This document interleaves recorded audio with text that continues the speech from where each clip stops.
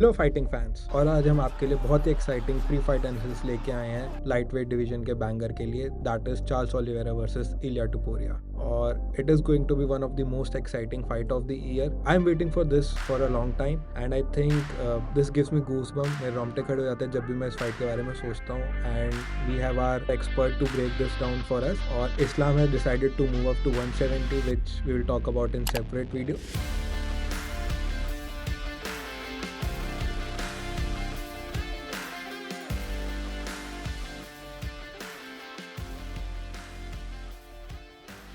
So let's welcome Anurag, our expert, to talk about the Charles versus Ilia Topuria and what are the betting odds. Thank you for the introduction. So this is a very anticipated fight because this is the second best option that we could get at the lightweight class. So obviously the most anticipated one was Islam versus Topuria, but we didn't get that because Islam decided to move up. But if you see, this is a very exciting matchup both for Charles and for Topuria, because both of these guys are on, they both, Ilia is obviously undefeated, and Charles also bounced back with a win. So as per the betting odds that have opened up, Ilia is minus 305 favorite and Charles is 255 plus underdog. So that is quite a heavy gap. Ilia has opened up with the fan favorite, so which I think is not the correct way to measure this fight, because Ilia has not faced anyone like Charles. Because if you see the fight with Bryce Mitchell, Bryce was a good grappler,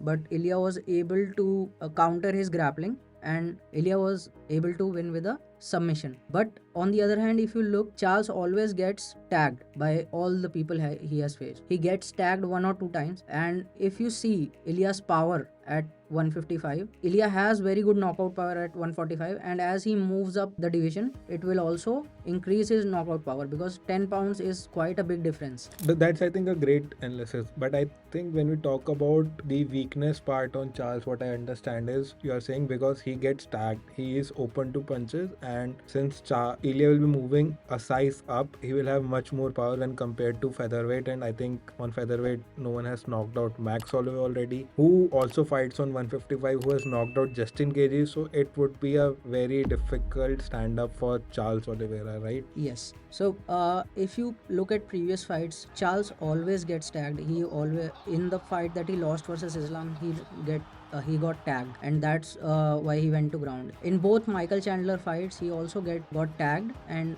he was close to getting finished. So if Ilia gets a chance, as we saw with Max Holloway, if Ilia wobbles Charles, Ilia would go straight for the knockout. Ilia won't hesitate. That is one good thing about Ilia, that he doesn't hesitate. Unload all the punches on him, and even if Charles is able to recover, if he even catches one of those punches when Ilia is unloading a barrage of punches, he'll get knocked out. That is straight up what will happen. I think I agree, but I am never counting out Charles since he moved up to lightweight. He has been on an unbelievable run. He has defeated all the legends of lightweight: Tony Ferguson. We talk about Beneil Dariush, Dustin Poirier, Michael Chandler. You think of any top contender in lightweight, and Charles has already defeated. Match with Arman was a close one. So I think it is going to be a good match for both. I think this could be one of the fight of the year contender. I am seeing this as forward. But what is more exciting is we will get a new lightweight champ, and if Ilia becomes, it would be interesting to see how will he give the benefit to Islam. Will Islam move back to 155, or he will make them wait?